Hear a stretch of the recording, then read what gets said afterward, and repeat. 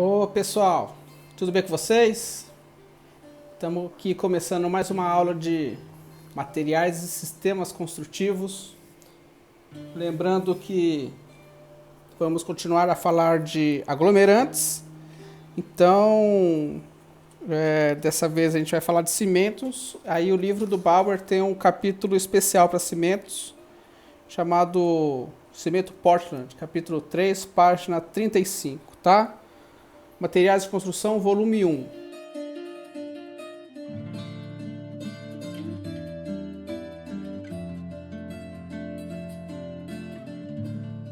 Quando a gente fala de materiais e sistemas construtivos, não tem como a gente falar desse elemento sem citar dois nomes, duas pessoas.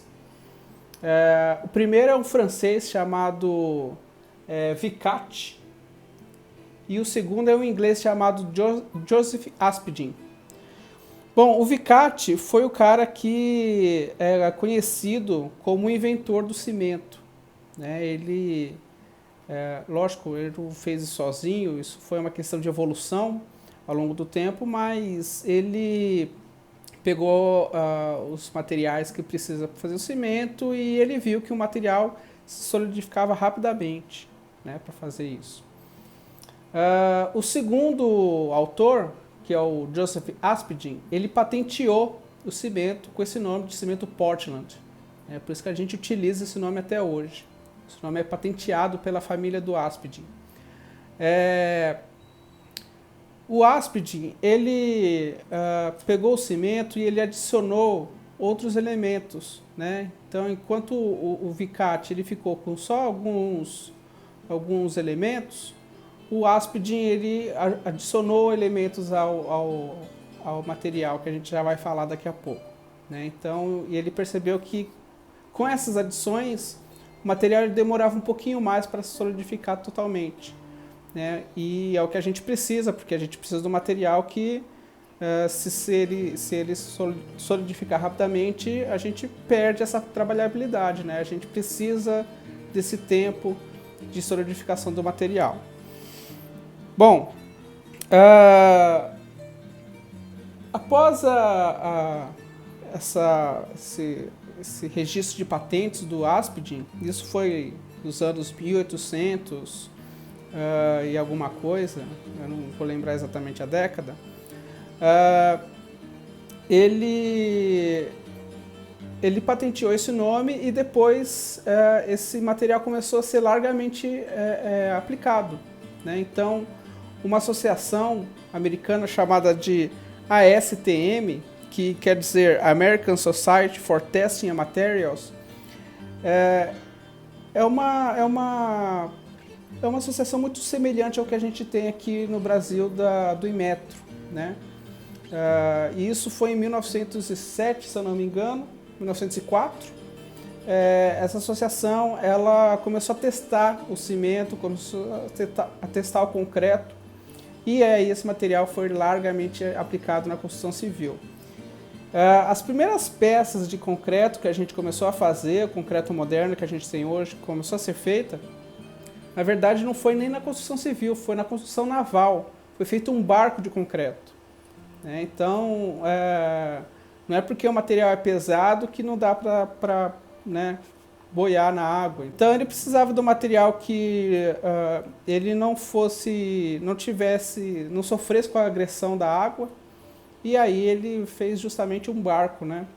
Mas depois, logicamente, esse material foi aplicado na construção. Inicialmente era utilizado para fazer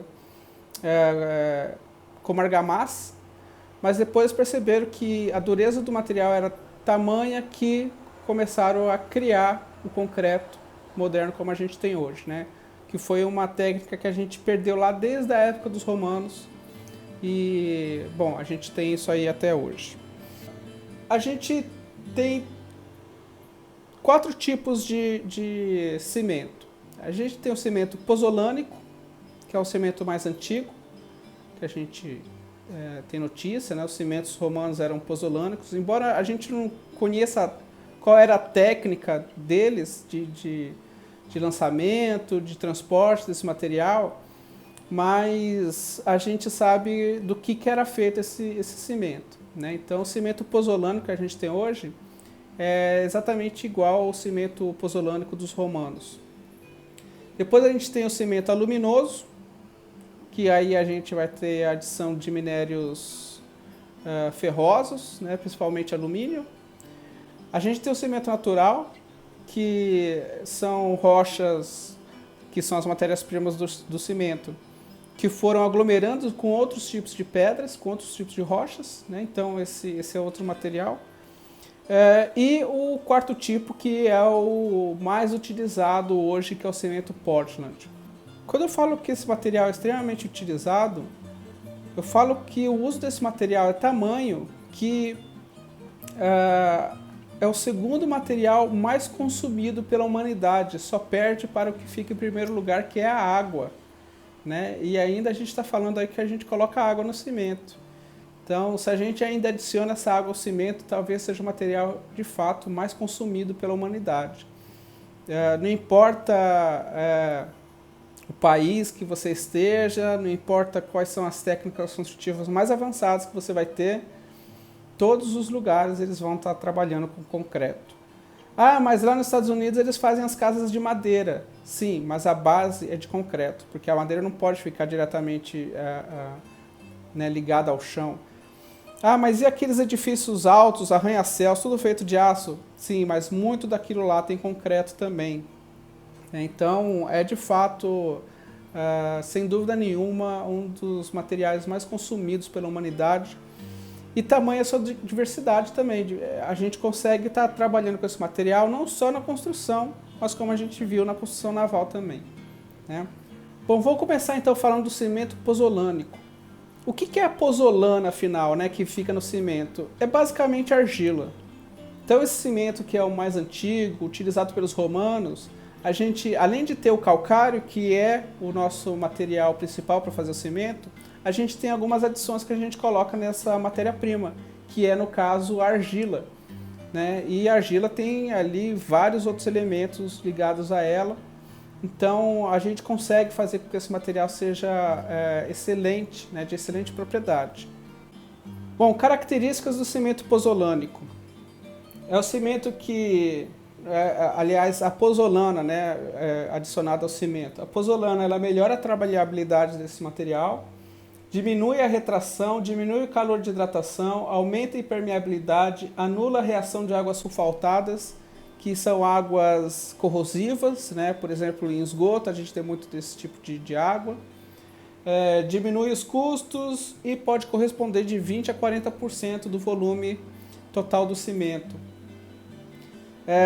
Então é um cimento muito utilizado para pequenas obras, né? Mas para fazer, por exemplo, esgoto, para fazer galerias, esse tipo de coisa, é um cimento muito utilizado.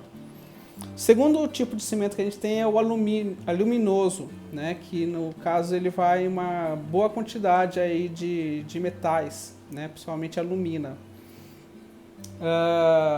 E aí a gente adiciona também ao calcário, além do alumínio, minério de ferro, mas principalmente bauxita. Bom, características desse material. Ele também melhora a trabilidade, ele tem uma pega lenta, então para casos, por exemplo, que a gente precisa transportar esse material, é o ideal, né? Que a gente tenha uma pega lenta, porque vai demorar para esse material endurecer. Também tem resistência a águas sulfaltadas. É utilizado como concreto refratário, então em locais, por exemplo, onde você tem muito calor, como siderúrgicas, por exemplo, algumas partes da siderúrgica é um calor muito alto, então a gente pode estar utilizando esse cimento, né, o aluminoso, para fazer essas construções. E ele tem uma cura normal, a gente já vai ver depois o que é cura. Ele tem uma cura normal em baixas temperaturas, então a gente também consegue trabalhar nesse material em temperaturas altas, como é o caso, por exemplo, de uma metalúrgica, como eu citei agora. Mas se eu quiser construir, por exemplo, em locais onde fazem temperaturas abaixo de zero, eu posso também estar trabalhando com esse material. Qual o problema de estar trabalhando abaixo de zero? Bom, a gente está jogando água a esse material. Então imagina que essa água, ao invés de ela estar fazendo toda aquela reação química com o cimento, ela começa a congelar, né? Então a reação acaba não ficando completa. Então é um material muito bom para ser trabalhado em baixas temperaturas. Onde você pode estar trabalhando em baixas temperaturas? Por exemplo, na Antártica, né? Ou alguns países, de fato, que são muito frios, que a gente pode estar trabalhando com isso também. Mas algumas construções na Antártica, a base delas, que ficam, né, escondidas no solo, a fundação delas, são feitas com esse tipo de concreto, né? Então é um concreto também bastante utilizado. Bom, então vamos falar como é que a gente consegue o cimento. Para conseguir o cimento, a gente precisa fazer com que o material passe por várias etapas, que aí por fim a gente vai ter esse material já ensacado, pronto para uso. Então tudo começa, na verdade, nas minas de calcário, né? Então eu vou estar extraindo esse calcário do solo. Esse calcário eu vou precisar britar ele para ele ficar em pequenas partes, cada vez menores, até ele ficar com tamanho mais ou menos desse tamanho aqui, né? Como se fosse uma brita número 2, 2 ou 3. E aí eu vou pegar esse material e adicionar, nesse momento eu posso estar adicionando algumas coisas ao material. Então eu posso estar adicionando minério de ferro, posso estar adicionando a pozolana, né? A pozolana é muito utilizada também, mesmo no cimento comum. E isso tudo vai para uma dosagem, né? Então, quanto de calcário eu preciso, quanto de minério de ferro eu preciso fazer essa dosagem. Depois, o material vai para um cilindro chamado de moinho de cru. Esse moinho de cru, na verdade, ele tem bolas de ferro dentro dele, então a gente coloca todo esse material lá dentro desse moinho e ele começa de fato a moer todo o material. Então o calcário ele fica extremamente pequenininho, a argila fica também bem separada, né, bem fragmentada, o minério de ferro, enfim, tudo isso que você está colocando no material, já coloca nesse primeiro momento, nesse moinho de cru, e aí a gente vai ter um pó branco, e a gente pegou toda aquela pedra que já estava britada, etc., e transformou isso aí tudo num pó. Esse pó a gente chama de farinha, ou em alguns lugares também é chamado de cru, tá? Vamos estar utilizando esse nome de farinha.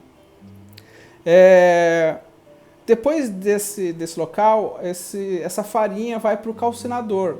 Então, nesse calcinador é como se fosse um lugar onde tem um calor muito alto, com uma grande adição de gás carbônico também no calcinador, e é uma temperatura tão alta que faz com que toda essa farinha ela comece a escapar por cima, né? O ar quente ele sobe, então faz com que ele passe uma tubulação e só por essa sucção faz com que o material já seja transportado até o forno.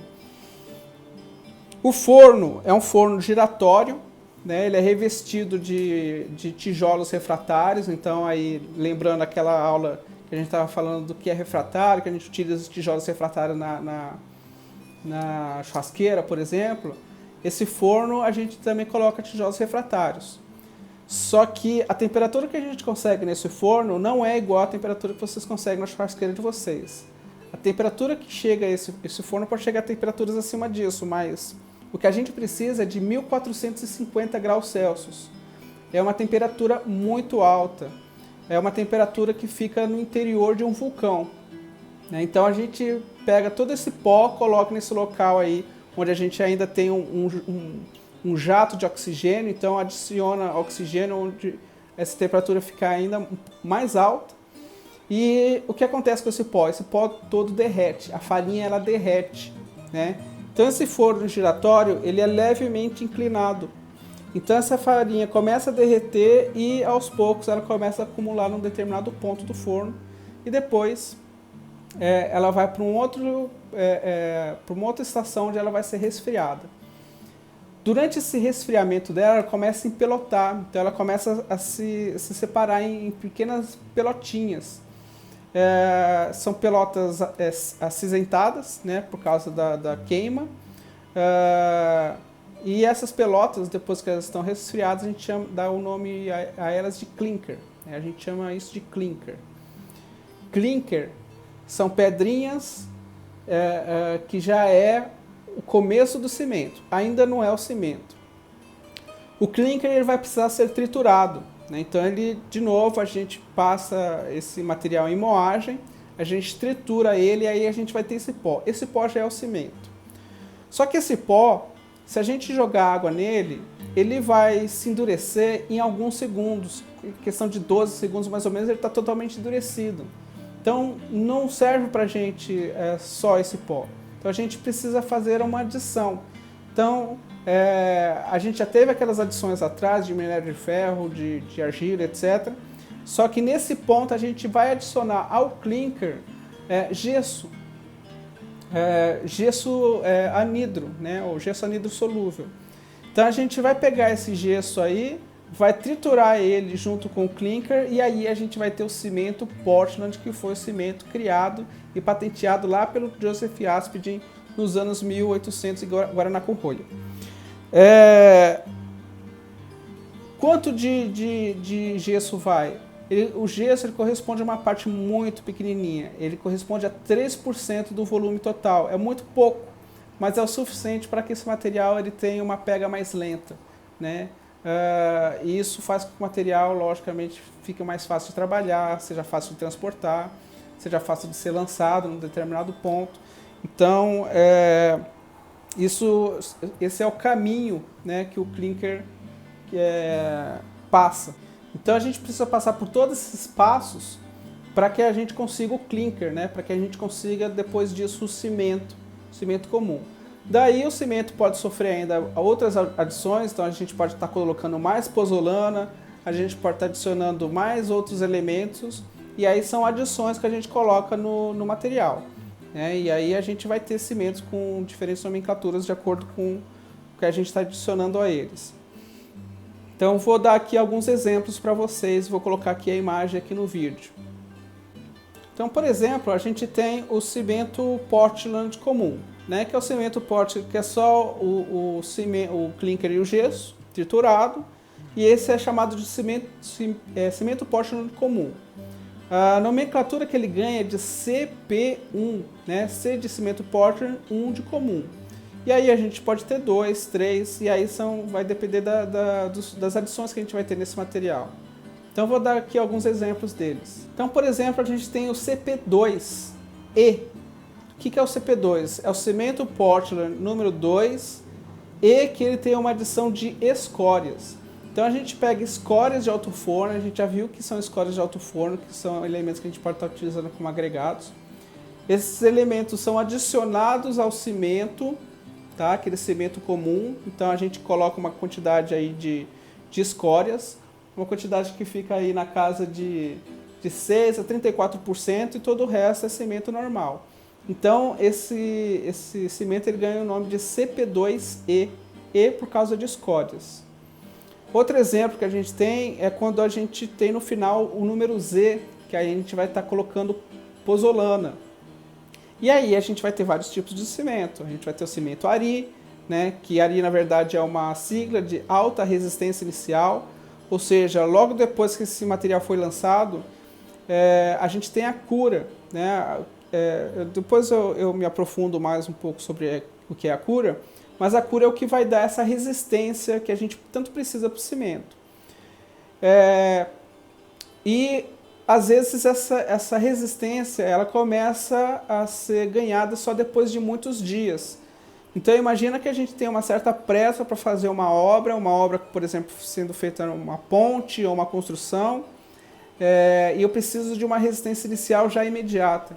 Então o cimento Ari, por exemplo, é muito utilizado, é um dos cimentos mais utilizados no mundo, né? Justamente por essa rapidez inicial que ela tem. A gente não precisa esperar às vezes um mês, né, que é o tempo mais ou menos de cura da peça de concreto, e aí a gente já tem aí em 2 ou 3 dias a gente já tem essa peça pronta, né? Então a gente já tem uma alta resistência inicial, então pronto, a gente já pode ir para outro pavimento. ou já pode fazer outra parte, né, da ponte, por exemplo.